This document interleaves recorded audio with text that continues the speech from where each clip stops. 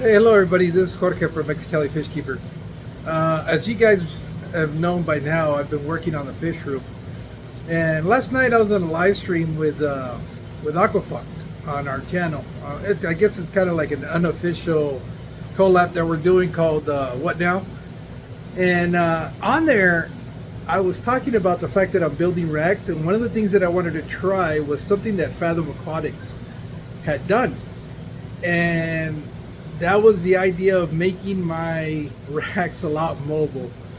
I don't know if this is going to be good or bad, but I'm going to give it a try. Let me show you what it is that I'm doing. Let me turn the camera around.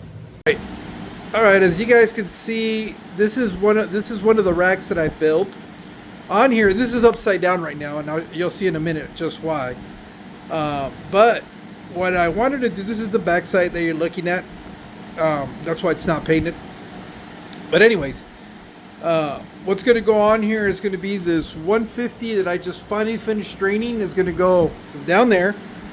Because the biggest mistake ever was putting it up that high. It almost became impossible to do any extended type of maintenance. As you can see, I have a step ladder trying to get up to the top, and I still haven't been able to get completely to the bottom of it.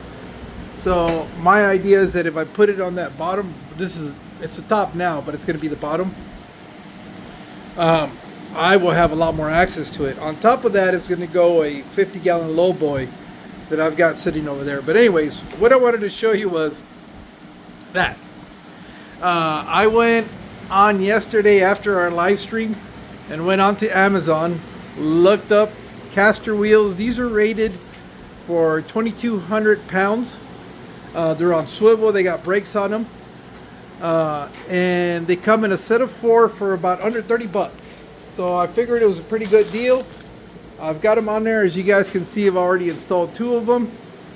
And, you know, I know Funk was saying that, oh, you're going to move it, it's going to catch a rock and it's going to splash water over there everywhere.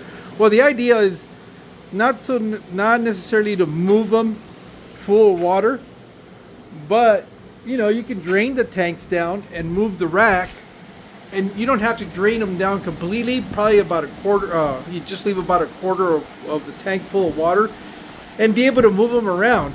I don't know how many times I've gotten in a situation where I wish I could have gone behind a rack, and like if you look at that one there, that one's a 4-tier one. There's no way in hell that I'm going to be able to move that.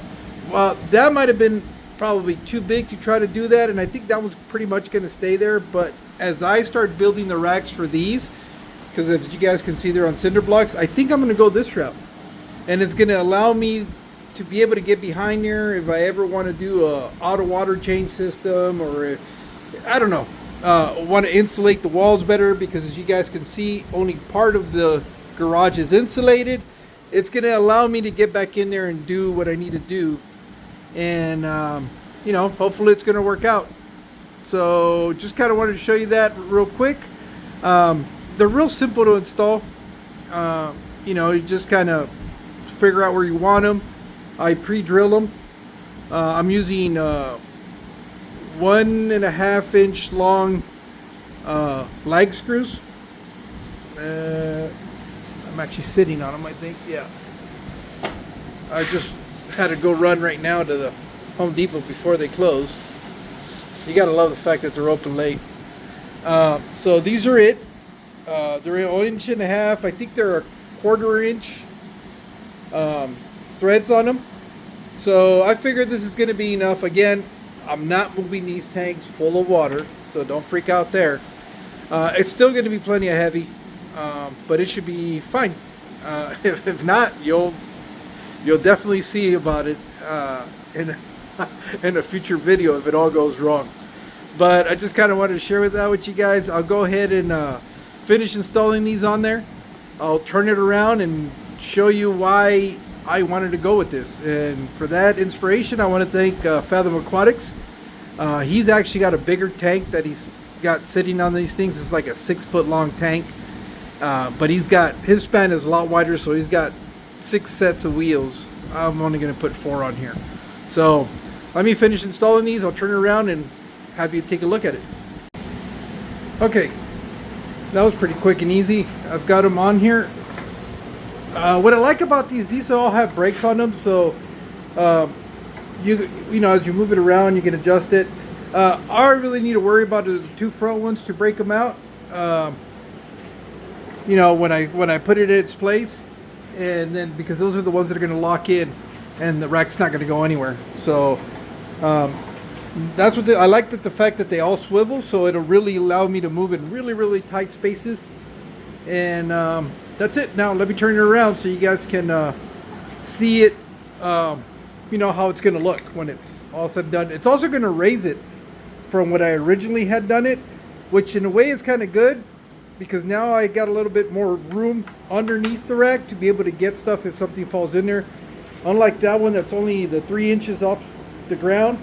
I just recently dropped a couple of bolts that I was trying to, when I was putting on the lights, and boy was it ever a pain in the butt to try to get down there and retrieve whatever it was. So I like the fact that it's going to get a little bit more height. The only downside, that 50-gallon lowboy is going to be more at really at my eye level, which is not bad because it's Shelleys that are going in there. And if anybody knows anything about Shelleys, let me show you guys. Let me see if the light will come on. There we go.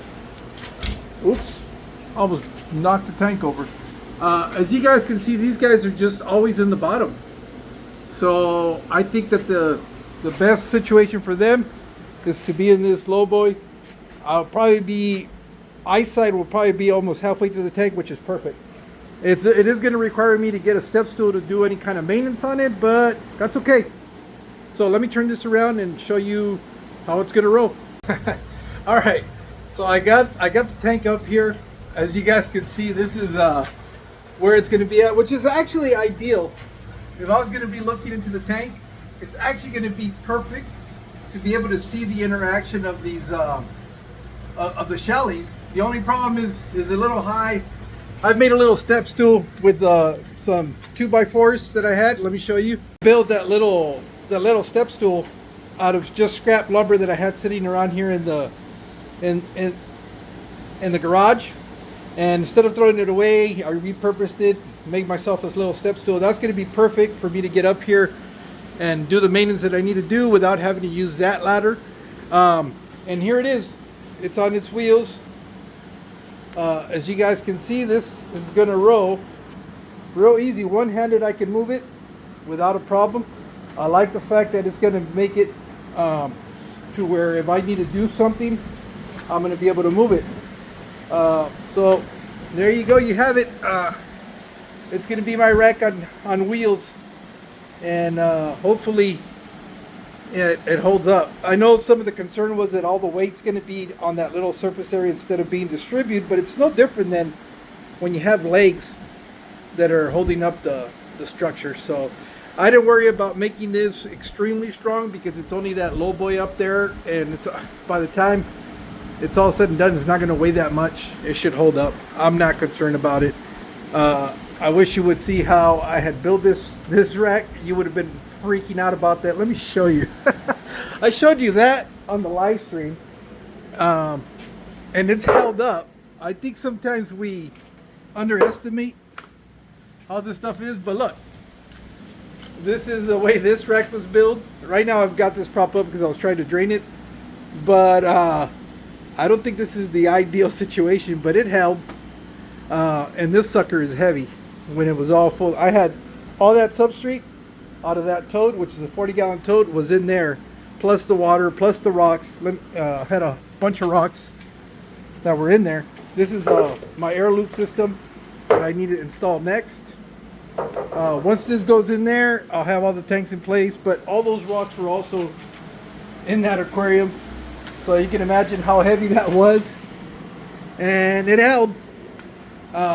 You know, it's all on a wish and a prayer, and it held. Now I had a time to finally do this correctly, and that's why I did this one.